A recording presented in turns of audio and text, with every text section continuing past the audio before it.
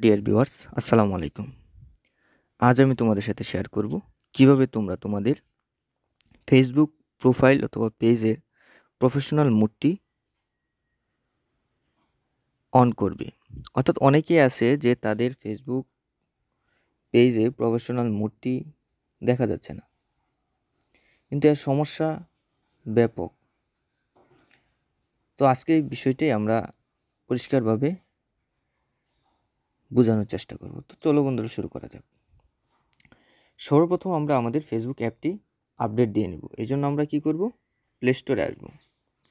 Play স্টোরে এসে এখানে এই সার্চ বারে এখানে একটা ক্লিক করে এখানে আমরা লিখে দেব ফেসবুক।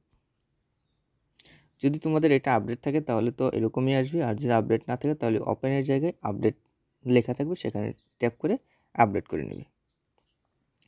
তারপর এখানে ওপেনে একটা ক্লিক করবা। তারপর এই যে আমার বাম পাশে যে প্রোফাইল পিকচারটা আছে এটাতে একটা ক্লিক করব। তারপর এই দেখো এডিট প্রোফাইল আছে, এখানে একটা ক্লিক করব। তারপর স্ক্রল করে একটু নিচে আসবো এবং দেখো ডিটেলস নামে একটা অপশন আছে, এটার পাশে একটা এডিট অপশন আছে, এটাতে একটা ক্লিক করব। তারপর এখান থেকে আমরা এই যে অ্যাট ওয়ার্কার নামে একটা অপশন আছে, এটাতে আরেকটা ক্লিক করব।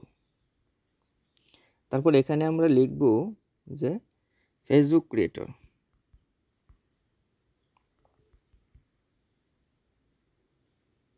যে প্রথম অপশনটা আমরা সিলেক্ট করে নেব। তারপর এটা সেভ দিয়ে রাখবো। তারপর সেভ হয়ে গেলে আমরা আমাদের যে পার্সোনাল যে ডিটেলসগুলো আছে সেগুলো আস্তে আস্তে করে আমরা আপডেট করে নেব। এখানে যদি তোমাদের কোনো রকমের এই যে এখানে যে লিঙ্ক আছে, এখানে অনেকেরই অনেক ধরনের সোশ্যাল মিডিয়ার লিঙ্ক থাকে, যেমন ইউটিউবে লিঙ্ক থাকে, পিন্টারেস্ট বা লিঙ্কডইন অথবা ইনস্টাগ্রাম অথবা যে কোনো ধরনের লিঙ্ক এখানে থাকতে পারে। এখান থেকে শুধু তুমি সর্বোচ্চ যদি রাখতে চাও তাহলে ইউটিউবের এবং হোয়াটসঅ্যাপের লিঙ্কটা রাখতে পারো। বাদ বাকি কোনো প্রফেশনাল বা কোনো ইনকামের সোর্সের বা কোনো অ্যাফিলিয়েট মার্কেটিং কোনো লিঙ্ক এখানে রাখা যাবে না। তারপর এখান থেকে চলে আসবে এবং এই থ্রি ডটে একটা ক্লিক করবে।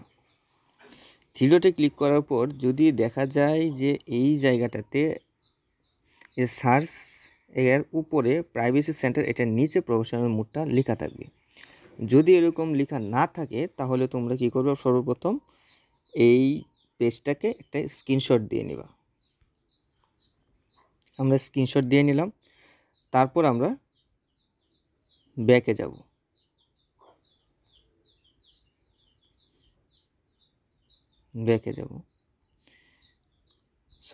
আবার ওপেন করলাম। তারপর এই যে আমরা আমাদের ডান পাশে যে প্রোফাইল আইকনটা আছে এটাতে একটা ক্লিক করব। তারপর স্ক্রল করে একটু নিচে আসবো। এখনও দেখো এই যে হেল্প অ্যান্ড সাপোর্ট নামে একটা অপশন আছে, সর্বপ্রথম যেটা, সেটাতে আমরা একটা ট্যাপ করে দেব। তারপর আমরা এখানে একটা রিপোর্ট করব, এই জন্য আমরা রিপোর্টে প্রবলেম একটা ট্যাপ করব। তারপর এই continue to report A problem, এটাতে একটা ট্যাপ করে দেব। একটু লোড নিচ্ছে, আমরা একটু অপেক্ষা করি। হ্যাঁ, হয়ে গেছে। এখন আমরা এই ইনক্লুডে একটা ট্যাপ করে দেব। ইনক্লুডে ট্যাপ করার পর আমরা এখান থেকে পেজটা সিলেক্ট করে নেব, অর্থাৎ প্রফেশনাল মোড মূলত পেজেই হয়, পেজটা সিলেক্ট করে নেব। তারপর আমরা এই যে সার্চ ডেসক্রিপশন দ্য ইস্যু, এখানে একটা বক্স আছে, এই যে বক্সে আমরা আমাদের ইস্যুটা লিখে দেব মনের মতো করে। তোমরা যা লিখতে চাও এখানে এটা লিখে দিবে। আমি এখানে একটা ডেসক্রিপশন লিখে দিচ্ছি, এটা আমি পরবর্তীতে আমার ডেসক্রিপশন বক্সে দিয়ে দেব। তোমরা চাইলে সেখান থেকে কপি করে তোমরা অ্যাপ্লিকেশন করতে পারো। তো এই জন্য এই যে আমি এটা দিয়ে দিলাম, আমি যেহেতু কপি করে রেখেছিলাম। টোটালি তোমরা এখানে দেখতে পাচ্ছ না, কিন্তু ডেসক্রিপশন বক্সে ঠিকই দেখে নেবে। তারপর এই যে এখানে আপলোড ফ্রম ফোন, এখানে একটা ট্যাপ করে দেবে। তারপর এই যে একটু আগে যে আমি স্ক্রিনশট নিয়েছিলাম সেই স্ক্রিনশটটা এখানে তোমরা দিয়ে দিবে। তোমরাও এরকমভাবে দিয়ে দিবে, অর্থাৎ এখানে প্রফেশনাল মোড লেখাটা নেই। তো এটা যখন তুমি দিয়ে দিবে, তারপর ওই যে সেন্ট নামে একটা সেন্ট নাম না, অবশ্যই এখানে একটা আইকন দেওয়া আছে, এই আইকনে একটা ট্যাপ করে দেবে। তো এইভাবে যদি তুমি এই প্রসেসটা ফলো করো তাহলে অবশ্যই তোমার এই প্রফেশনাল মোডটা অন হয়ে যাবে। এটা হয়তো বা 48 ঘন্টা থেকে 72 ঘন্টা টাইম নেবে। তো বন্ধুরা, এই ছিল আজকের ভিডিওটি যদি ভালো লেগে থাকে তাহলে অবশ্যই চ্যানেলটি সাবস্ক্রাইবের পাশে থাকবে এবং অন্য বন্ধুদের প্রয়োজন হলে তাদেরকে শেয়ার করে রাখবে।